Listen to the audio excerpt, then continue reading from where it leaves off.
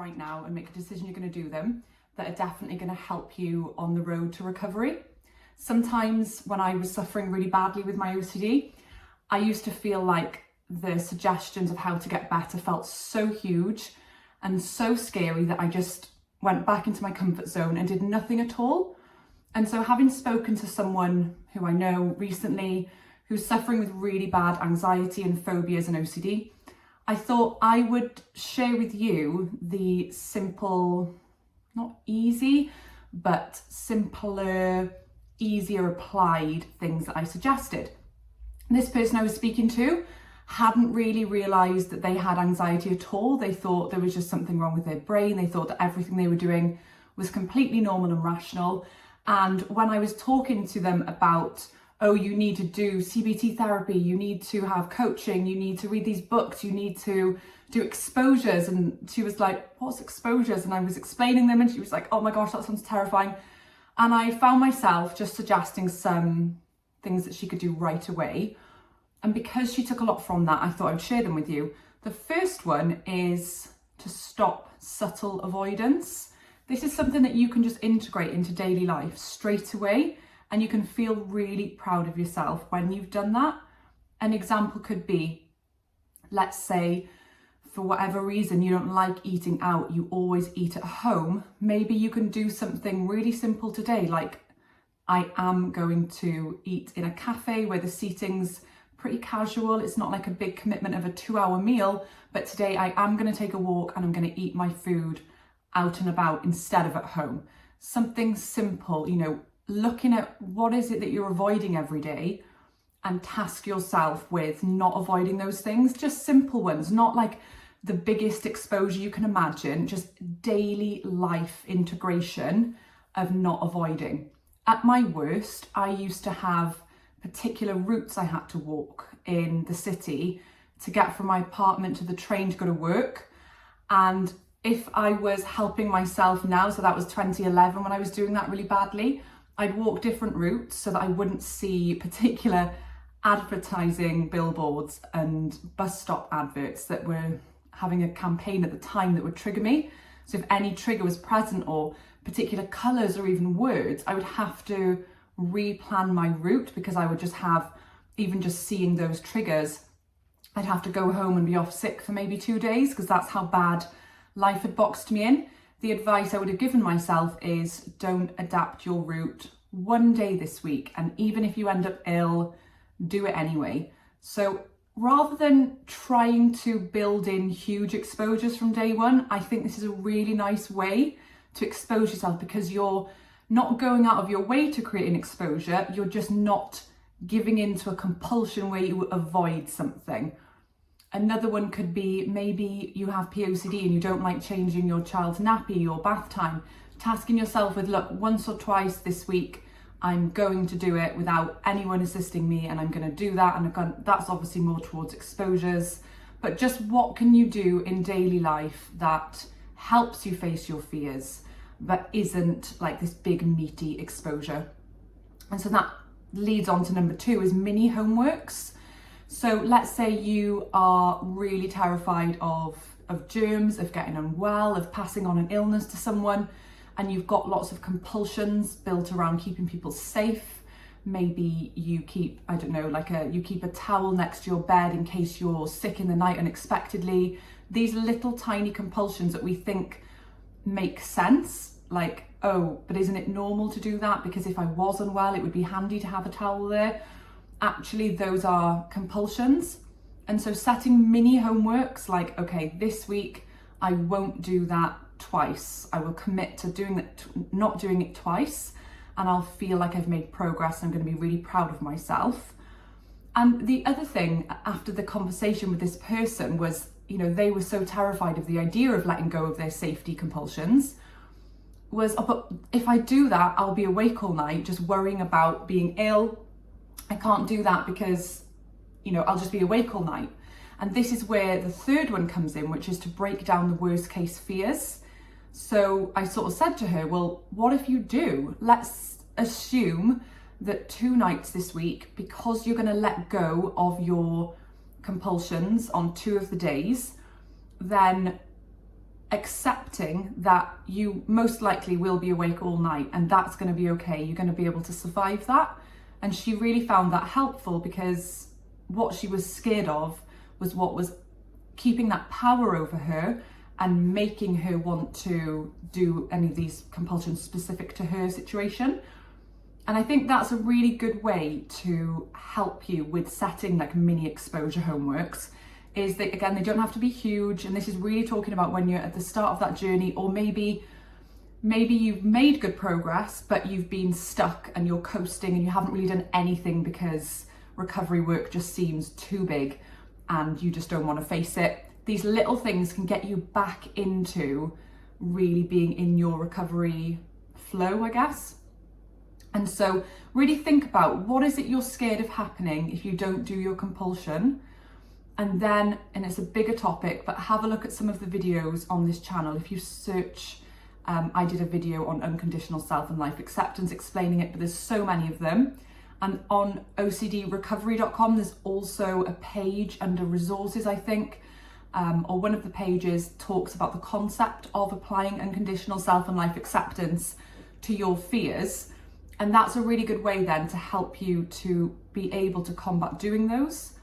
Just be really careful that you don't use this as reassurance. It's not like, oh, I won't be sick and it'll be fine, everything's going to be fine no matter what. It's like, actually, even if the worst case is true, I can still deal with it. And so by speaking to this person, it was like, look, let's assume that you are not going to sleep at all for 2 nights this week when you do those mini exposures. And then she was like, oh, actually, I don't sleep a lot of the time anyway because I'm constantly doing compulsions through the night. So that sounds okay. And that's where books like Viktor Frankl's Man's Search for Meaning is really helpful. On the reading list, again, on OCDrecovery.com, there is a reading list page explaining the different books to read in order to help you through your recovery.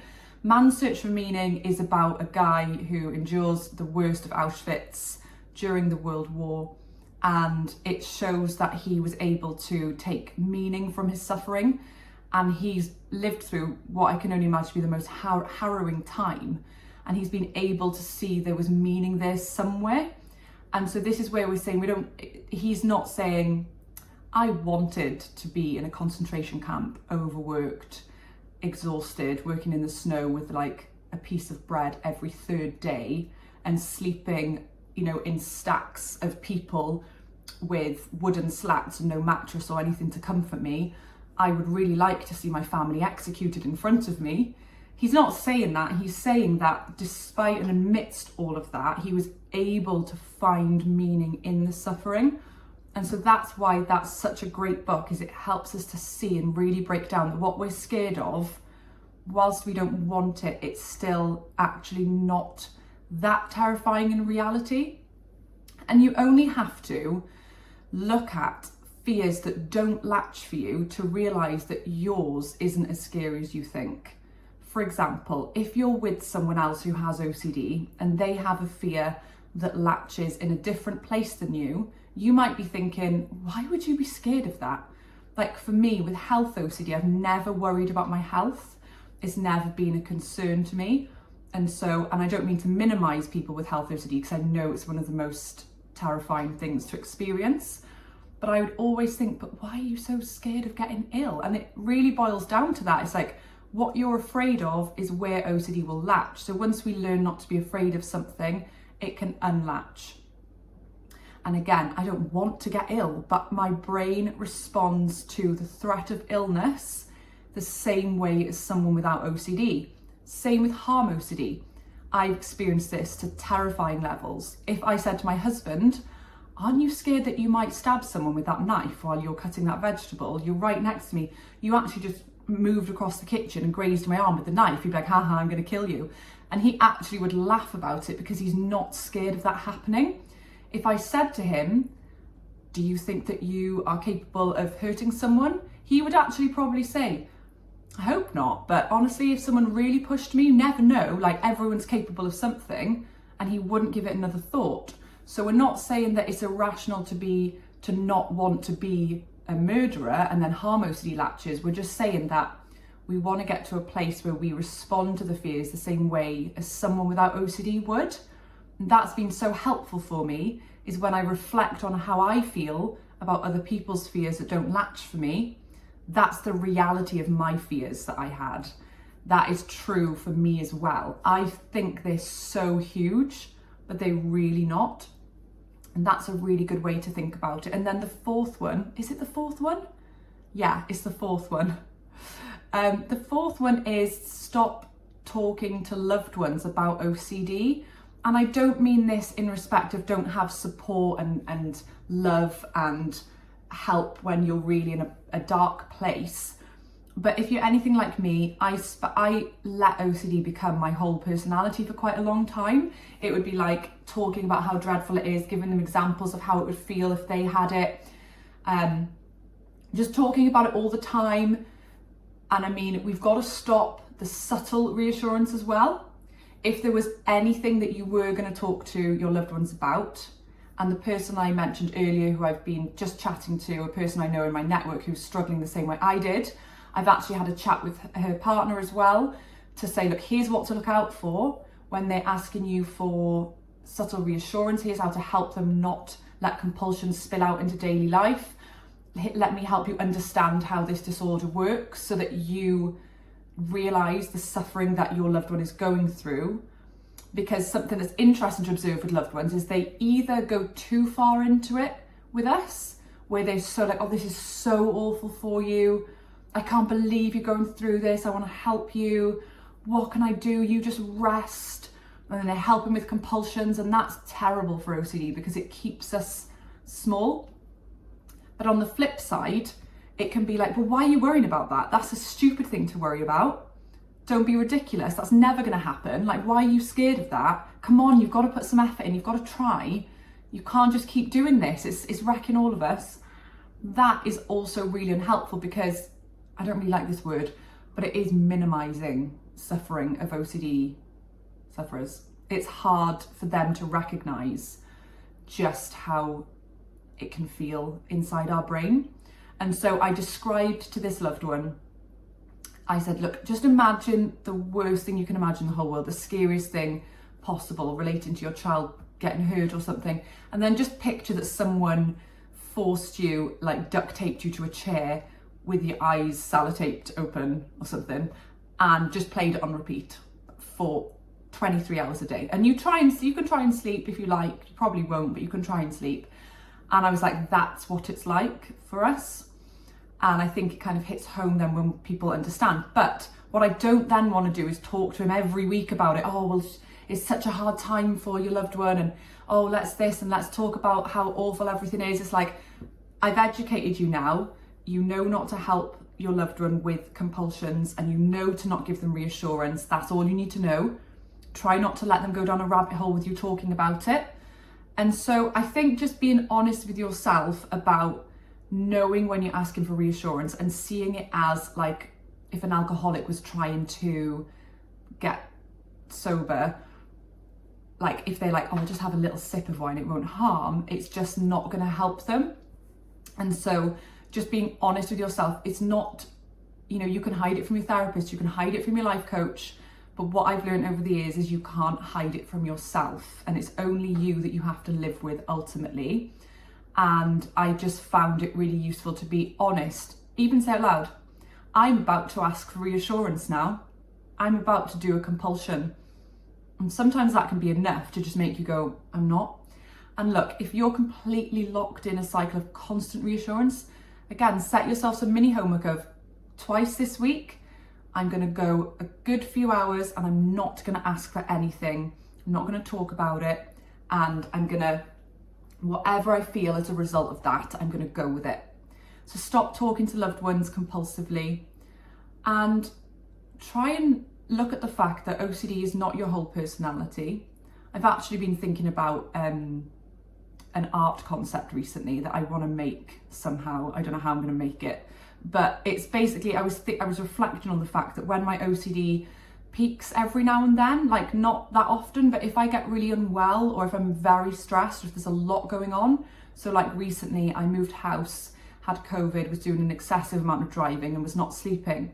because of my kids, I could feel it starting to creep back in. And so I was like, right, just, you know, get back to the basics, you know what to do, let it all happen. And I'm not talking about taking over my life, I'm just talking about I could feel the fact that I have a brain that fundamentally has OCD. So I was just aware of that mechanism being there and the potential for latching. And so I started to practice my old tools. Anyway, what it made me realise was all OCD really does is taints your personality.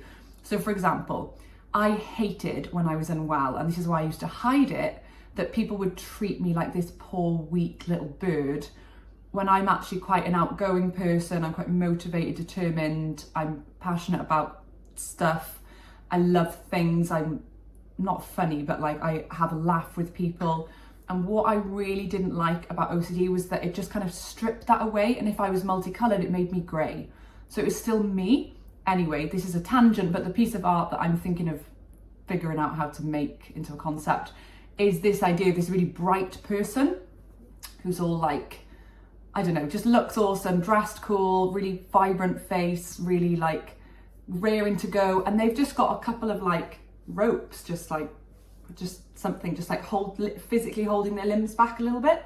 So it's like you're the same person, it's just that you're a bit held back. So that's why I never liked how people treated me when I had OCD, because I was like, you don't get it, like I'm a fun person, I'm just feeling crap. It's not, I'm not this like, oh, you know, you worry about everything, you're such a worrier, Jade. I'm like, I'm not though, I'm not a worrier. I have a mental illness and I'm also tons of other things. And so if you can think of it like that, think about it as like, you're this awesome person, who are you, what do you love? And OCD is just kind of just chaining you back a little bit, but you can loosen those chains and you'll be yourself again. It doesn't have to be your whole personality, it doesn't have to completely overwhelm who you are, you're still there. It's just that you need to kind of break free from those things. And it is that, for me, it was that like the role that fear plays in life is unbelievable. You know, now that I've experienced life on the other side, it's like really mad to think that fear was that kind of rope holding me back. It was just like, don't do that because this might happen, and that perceived control. And so that was the last thing I was going to leave you on, was that you're not actually in control at all of your worst case fear happening or not. Compulsions will lie to you, and they will, or our obsessions will lie to us, our rumination will lie to us. The things our brain tells us to do is lying to us. It's like, if you just do this, you'll be safe. It's not true. It's just not true at all. If someone's going to get unwell, they're going to get unwell. We think that taking supplements, eating healthily, exercising all the time, staying away from other people, but if something's going to happen, it's going to happen. And it's like making peace with that fact in life, that things may or may not happen, and that's the element of uncertainty we've got to live with. Making peace with worst case scenario of what I'm fearing, don't want it, loads of people wouldn't want it, but even if it happened, we would figure out a way through it. And it is really about building it into your daily life. Can't remember what I was going to say now, but I think that's everything. I definitely had a good point then, it doesn't matter. But yeah, just figuring out how you can build these different exposures, even if they're small, like mini exposures, you know, breaking down your fears from time to time, not avoiding things, not engaging in reassurance. Your future self will thank you so much. And yeah, I hope this was useful. Just some things that I found helped the person I was speaking to this week. And the other one that I talked to them about was, they had this idea that they were strong and battling it every day because they were enduring it. And I basically said, what if you saw the battle as less about battling the intense anxiety feelings and more of a battle of, you're not going to tell me what to do anymore. You're telling me to do that compulsion. You're telling me to ask for reassurance. My battle is I'm saying no to you. That's my battle. And I'm going to stand in, like, I don't know, imagine there's a huge hurricane fan in front of you and you're trying to walk forward. I'm going to do that, and I might get pushed backwards, who knows. And that's like, that is the battle to go into. It's not battling through the day feeling like, oh, poor us, we're so weak, because we're not weak, we're extremely strong to endure it every day. you know, parents, business owners, people stuck in bed all day because they're so unwell, whatever. We're all strong to even be living with this and enduring it every day.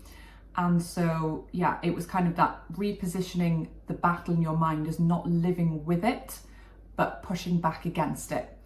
And that doesn't sound very like acceptance. It doesn't sound like acceptance, but I just meant that with this person, they had this like fight in them, like, I'm battling this, I've got strength, I'm strong, I'm battling it every day. And I was like, right, twist, like turn that into a battle on it, rather than it happening to you and you're battling it. Like, be on the offensive, not the defensive.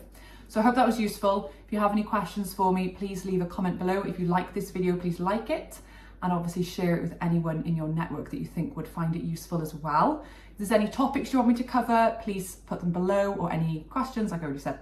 And have a good rest of your day.